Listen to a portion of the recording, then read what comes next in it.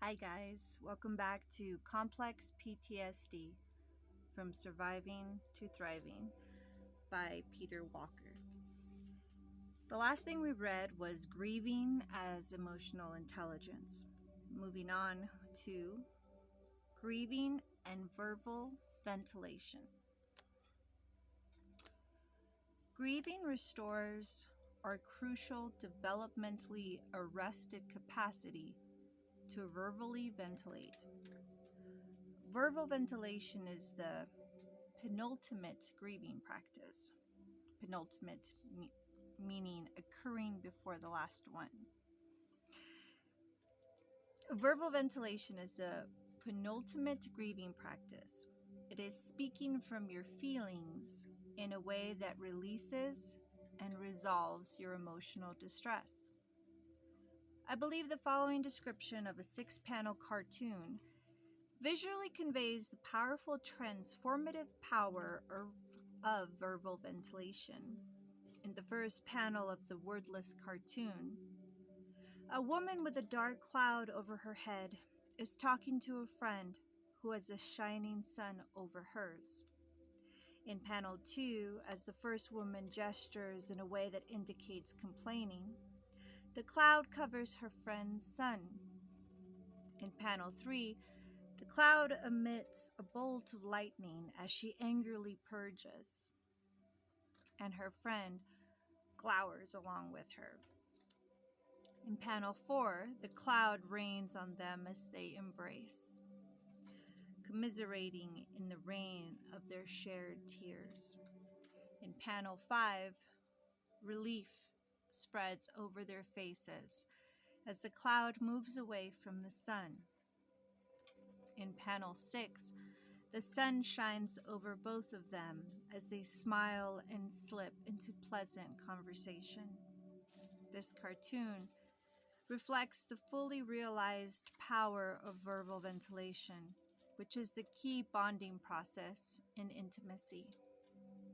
It is also the key healing process of effective therapy. And here is an example of what verbal ventilating looks like in a therapy session. A client arrives flashbacked and in pain. He verbally ventilates about it.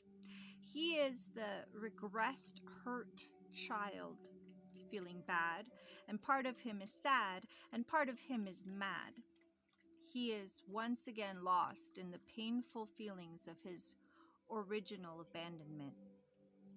And this state is like a death that responds well to grieving.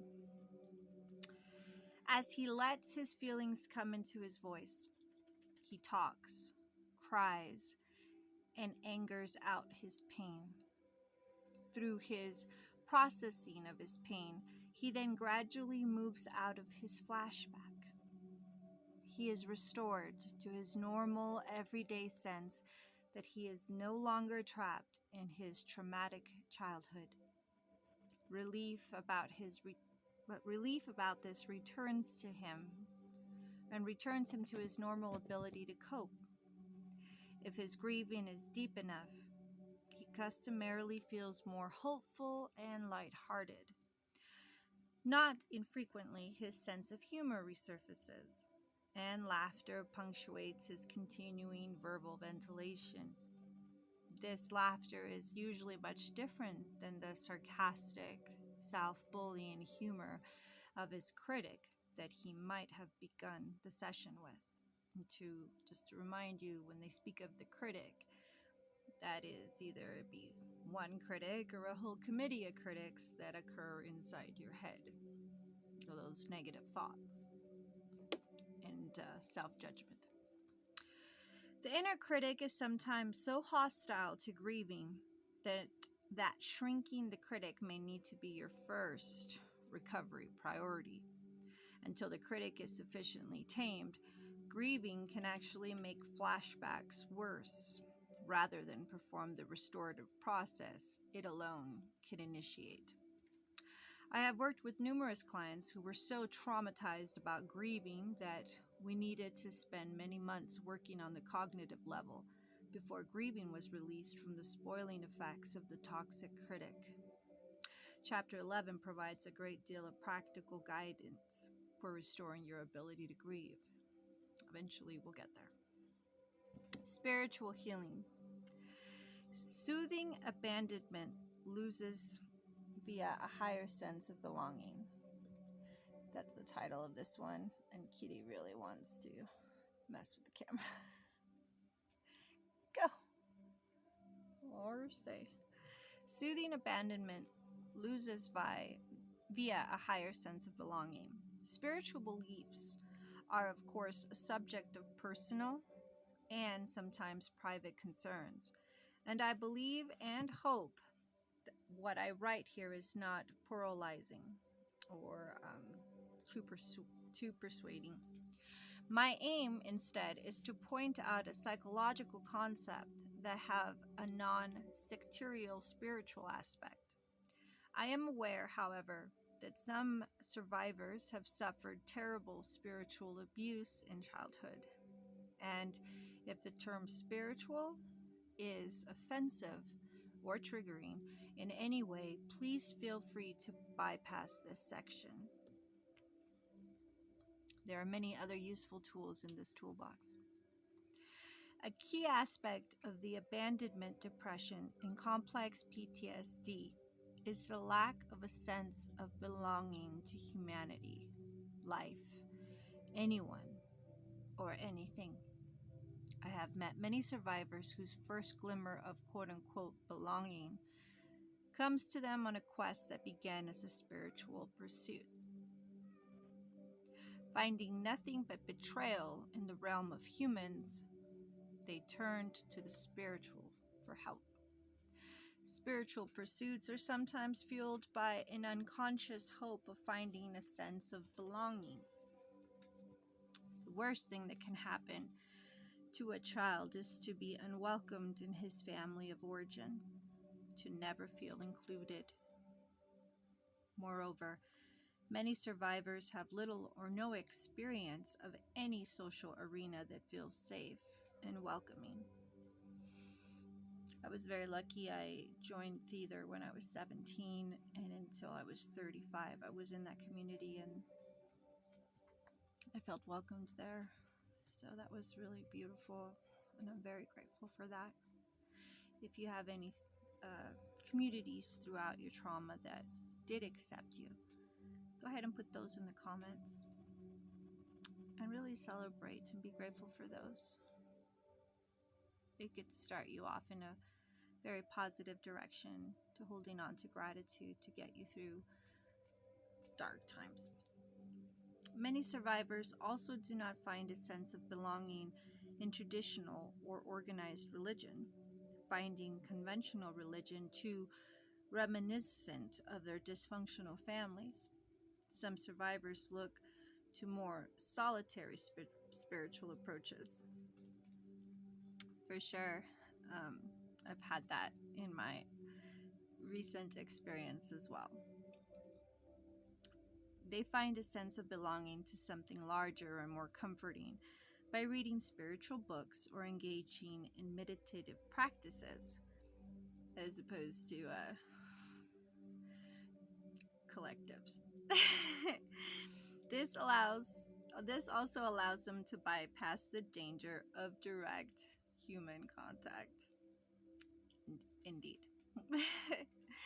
Other survivors have spiritual experiences of belonging to something greater and worthwhile by being in nature, by listening to music, or by appreciating the arts. I once marveled at a book whose title now eludes me, that was a compendium of quotes from many renowned people who had numerous experiences throughout the direct perception of nature's beauty. A numinous experience is a powerful, moving feeling of well-being accompanied by a sense that there is a positive, benign force behind the universe, as well as within yourself. I had such an experience at 19 years old. My friend Candida Hayes, or Candida Morris now, her and her family had taken me to Puerto Rico for 9 days. And I still remember in Puerto Rico, there's like the type of water where you can go way into the ocean, but you're still only waist deep in it. And I remember it was a cold day, cloudy, very gray day, but the water was warm. And my friends had walked on, so as I continued to paddle in, because they were used to this sort of beauty, I wasn't. And I remember being so far in and yet only waist deep and looking around, completely surrounded by water. And then it started to rain. And whenever I think of that, whatever relationship I'm in, or whatever people that I really care about that are around me, I always, still to this day at 41, even though it happened at 19, wish I could bring those people back with me into my memory, because it was such an epic experience of nature and the omnipresence of a greater being, and how I was part of it. Because when it started to rain, the cold rain hit the warm water and it became mist. And suddenly I was in a whole new world where I couldn't see a few feet in front of me, but I was just standing in water is what it felt like. A numinous experience is a powerful, moving feeling of well-being, accompanied by a sense that there is a positive, benign force behind the universe, as well as within yourself. This, in turn, sometimes brings enough grace with it that you have profound feeling that you are essentially worthwhile, that you belong in this life, and that life is a gift. One of my website respondents sent me her personal account of therapeutic gratitude. Her name is Mary Quinn of Ireland. In answer to my request to reprint her writing, she replied, "Yes, and in honor of my little one, and for all the times her voice went unheard, you may use my name." I went to the beach a couple of days ago in the morning and sat watching the sun coming up. I had an incredible moment of the purest clarity. That often happens at the beach. I was watching birds flying low over the water. The moon was still visible and the sun was rising. I realized I was looking at 3 planets and there was not another person in sight. It was a moment of breathtaking beauty, and the tears slid down my face at how deep it is possible to feel. I have been numb for so long. I wrapped my arms around myself and felt the presence of the little one so strongly it was almost impossible. It was almost painful, but in a healing way, if that makes sense. And of course, when she speaks of the little one, she's talking about her inner child. I realized that all the life experiences I have had to date brought me to that exact moment and gave me the depth to appreciate it at that level. A sense of peace washed through me like a gentle wave, and for a few moments I felt a connection to a feeling of everything being part of life. It was breathtakingly beautiful. I felt like I was experiencing this moment with all of my senses, and I never knew it was possible to be so much in my body. The gratitude feeling is deep and profound when it occurs. It feels like a moment of connection to life itself on the deepest level, and all life circumstances and what I deem a problem pale to insignificance in those moments, and there is only love in the purest form. It truly feels like a blessing, albeit fleeting, but gives enough substance and hope to continue the journey. Whatever the source, spiritual or numinous, occurrences sometimes provide the survivor with her first sense of belonging to something bigger and essentially good.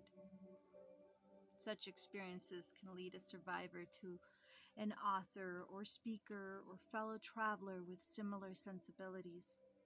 And sometimes a door opens for finding comfort with a fellow human being.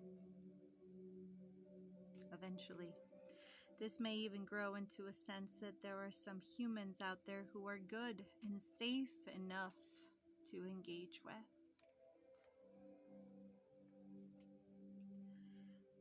Gratitude and good enough parenting. When developing children receive, quote, good enough parenting, unquote, they feel that life is a gift even though it typically comes with difficulties and painful experiences. The term good enough parenting derives from the work of renowned adult and child psychologist D.W. Winnicott, who coined the term good enough mothering to describe his observations that children do not need parents to be perfect. Thank God, right? He noticed through his long career that children grew up with their self-esteem and capacity for intimacy intact when their parents were reasonably consistent with their love and their support. Nowadays, many therapists attach the phrase good enough to concepts like friend, partner, therapist, or person. This is usually done to deconstruct perfectionistic expectations of relationships.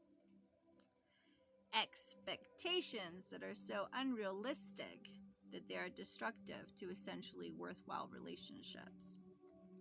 When I apply the concept of good enough to people, I generally mean that a person is essentially good-hearted, tries to be fair, and meets his or her commitments in a large portion of the time. I also like to apply good enough to other concepts such as good enough job, a good enough try, a good enough outing, a good enough day, or a good enough life.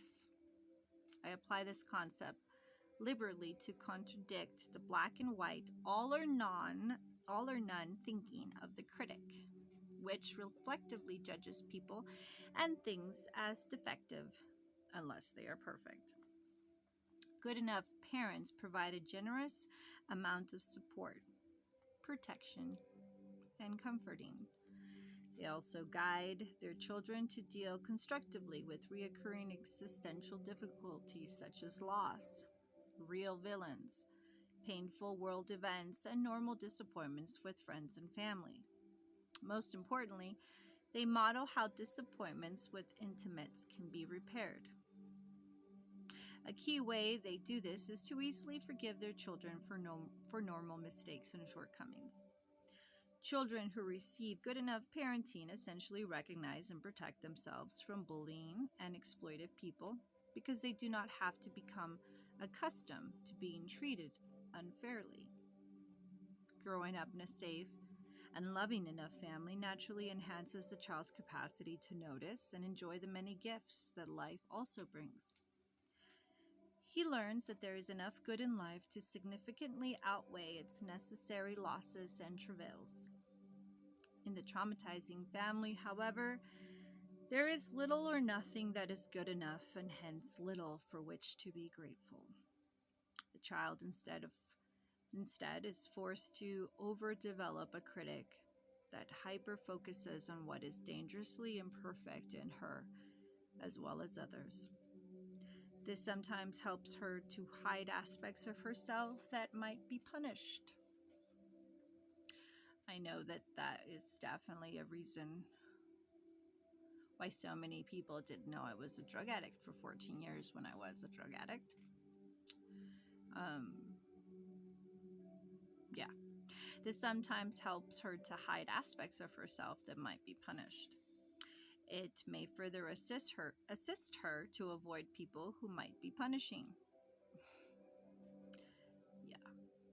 Unfortunately, years of this habituates the child into only seeing herself, life, and others in a negative light. So in other words, how often were people they had my best interest in mind locked out of my life because I was quote unquote trying to protect myself. You might want to think about that for your own life. Shocking and hard as that might be. Consequently, when she grows up and becomes free of her truly harmful family, she cannot see what life offers her many new possibilities. Her ability to see the good in herself and certain safe enough others remains developmentally arrested. The cultivation of gratitude requires a balanced perspective. You can learn to see and appreciate the good in life without giving up your ability to discern what is truly negative and unacceptable in the present. I'm not gonna lie. My friend Janine, she used to say, "Jeanette, your picker's broken." Yeah, it was. And as I started doing self work 6 years ago, I started to realize how sustainably broken my picker was, and every aspect of relationships and decision making. So it's something I mean, hopefully this will give us better tools, but I can tell you that what I had to do was screw up and screw up and screw up, but do it with awareness, so that every time I screwed up by making not good choices or hanging out with clearly people that had patterns that would be toxic or criminal even, ultimately it took years of pattern recognition to finally go, look, it's not about the person being good or bad. It's about, I see a pattern that I recognize causes drama or delay of positive things in my life, so I'm not going to go there. I could still wish the person all the love and grace and goodwill in the world, but once I recognize a certain level of patterns, especially this far down, that many mistakes of not recognizing them or recognizing them and choosing to hope for the best anyway, or maybe I can fix them, I realize now that just for the sake of my self-care and my peace of mind, unless there's so many synchronicities and so many heartfelt reactions in to a depth that I can't even argue, I'm going to, I mean, because there are those occurrences. This person is meant to be there for a season so you can help them. There's certainly that. If you open yourself up to that, if you invite that into your world, energetically, the law of attraction will bring that to you. But that's a small percentage, at least in my world, in my experience thus far. Maybe that will change and I'll be able to help more people in the future. But as it currently stands, and with my trauma history and my very short, comparatively speaking to my age, short time of 6-7 years of learning to self-care and self-love and self-protect, it's very rare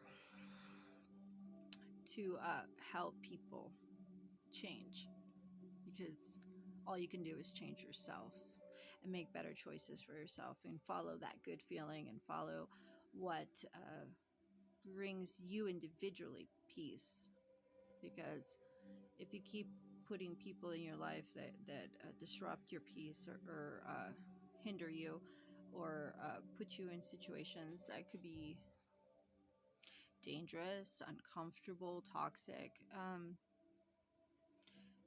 it's your decision. And until you start making better decisions, you're shooting yourself in the foot. And that's a shame. So don't do that. Okay. Somatic healing. Trauma takes its toll on the body. Oh, yeah. In many ways. We need to comprehend the physical damage that complex PTSD wreaks on our bodies to motivate us, and that is a hell of a good motivator, especially the older you get, to adopt practices that help us to heal on this level. Yoga just screamed through my head. Yeah, I need to work on that. Most of the psychological damage of extended trauma occurs because we are forced to spend so much time in hyper arousal, stuck in fight, flight, freeze, or fawn mode. When we are chronically stressed out, stuck in sympathetic nervous system activation, detrimental somatic changes become ingrained in our bodies. Here are some of the most common examples of body harming reactions to complex PTSD stress. Hypervigilance, otherwise currently known as ADHD. I just added that, so I believe that's the case. Shallow and incomplete breathing. Yeah, betcha. I'm still dealing with that. Constant adrenalization.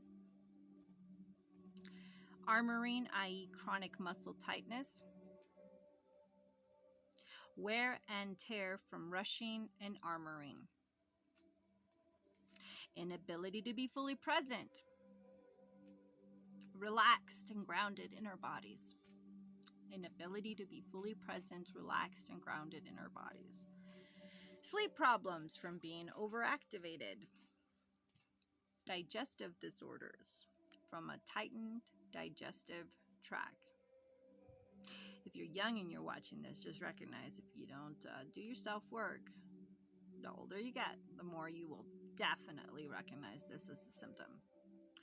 Psychological damage from excessive self-medication with alcohol, food, and drugs. Yup. Moreover, in cases of physical and sexual abuse, our capacities to be physically comforted by touch are eliminated or compromised. Thank God. I've had some very caring lovers in my life that have, 3 of them in particular, that have really helped me with this, because making love is beautiful,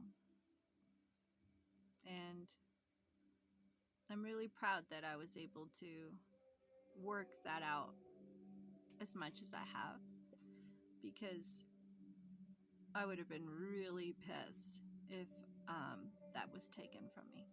So, and in cases of verbal and emotional abuse, our capacities to be comforted by eye and voice contact are underdeveloped or seriously diminished. I had to make eye contact and voice contact for 19 years doing theater as a lead actor. I had to, because that's how you make the scene work, and that's how you communicate. And if it wasn't for theater, I wouldn't know how to do this either. I was very lucky. Okay, we'll finish with somatic self-help. The good news is that some somatic repair happens automatically when we reduce our psychological stress by more efficient flashback management. It could be as simple as recognizing when you're in a flashback and just stopping the scene, as it were, and saying, whoa, whoever you're with in that moment, say, I am sorry, I have to excuse myself. I am currently in a flashback. And just explain to them, whatever intensity you see coming off of me, I'm sorry that it's being directed towards you, but it's just the past trying to bite me in the ass again. I'll be right back. I need to go breathe. I need to calm down. I'm very sorry. And if they're not assholes, they'll understand. The good news is that some somatic repair happens automatically when we reduce our psychological stress by more efficient flashback management. Particularly potent help also comes from the grieving work of reclaiming the ability to cry self-compassionately and to express anger self-protectively. Both processes can release armoring, promote embodiment, improve sleep, decrease hyperarousal, and encourage deeper and more rhythmic breathing. Or you practice. Without further expressly somatic work, however, a full relaxed inhabitancy of your body may not be achieved. Clearly true, because, yeah, I have practiced a lot. Meditation, breathing, but dang it, Mr. Walker, you're right. I still often catch myself, like even right now, my stomach is tight. Because I'm remembering stuff as I read this. So, without further expressly somatic work, however, a full relaxed inhabitancy of your body may not be achieved. Fortunately, there are other modes of self-help for healing the psychological wounds of complex PTSD.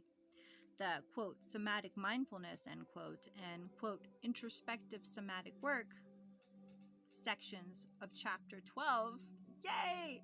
I look forward to Chapter 12, describes techniques that can help you to decrease adrenalization, to relax more deeply, and to improve your digestion.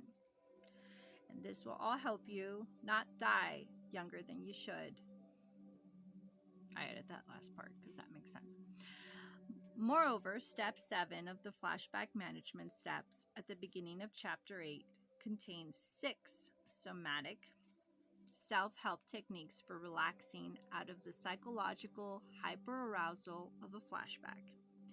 Another especially helpful somatic practice is stretching. I knew that one! Sorry.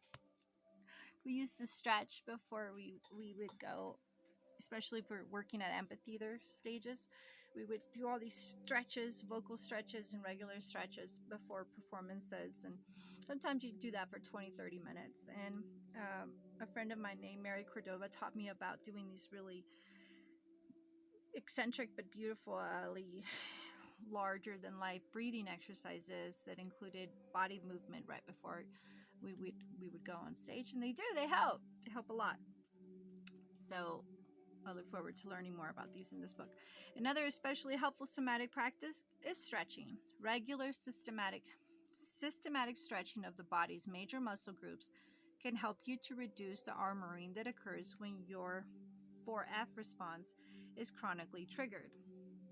This results from the fact that the 4F activation tightens. Of course, we're talking about fight, flight, fawn, and freeze. This results from the fact that the 4F activation tightens and contracts your body in anticipation of the need to fight back, flee, get small to escape notice, or to rev up to launch into people pleasing activity. Learning to stretch was a major ordeal for me because of my extreme body armoring.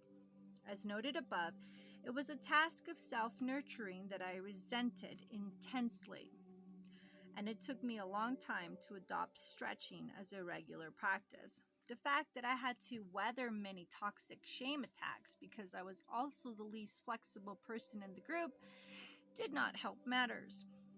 Moreover, when various people commented about how good it felt to stretch, I felt both puzzled and furtherly shamed because it was anything but pleasant for me. Thankfully, however, reading the literature about it convinced me about its great importance, and persistent practice eventually gave me results that I could not discount. And it's if it's just I gotta stretch, well, maybe you can, like, if you like fight choreography, if that sounds exciting to you, maybe you can look for stretches for fight choreography. If you are into yoga in the India spiritual community, well, then you can look up yoga stretches. If you're into running, you can look up stretches specifically to running or weightlifting. Or let's say, like me, you have all sorts of you're on your feet all day and you didn't take care of your body very well for your whole life.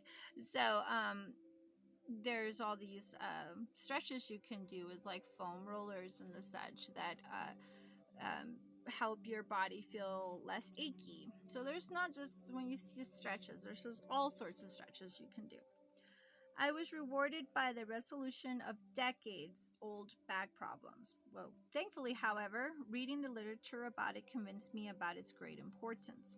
And persistent practice eventually gave me results that I could not discount. I was rewarded by the resolution of decades old back problems.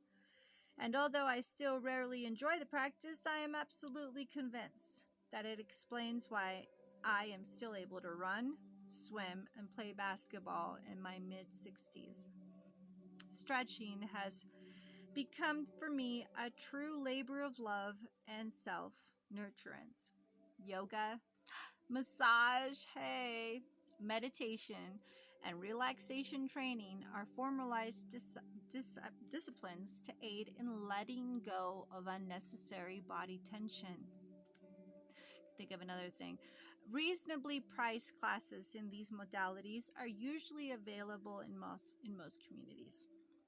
Finally, freeze types and freeze subtypes also typically benefit from various types of movement therapy and aerobic exercise regimes, or like self protection classes. I went to a few of them here in Crestone recently in the last couple of months. And even though I didn't have time to continue to go, the fact was that the couple of three classes I went to, being able to be taught how to protect myself if an assailant was coming at me, um, even those three classes was very empowering. So you can look into maybe something like that. Karate.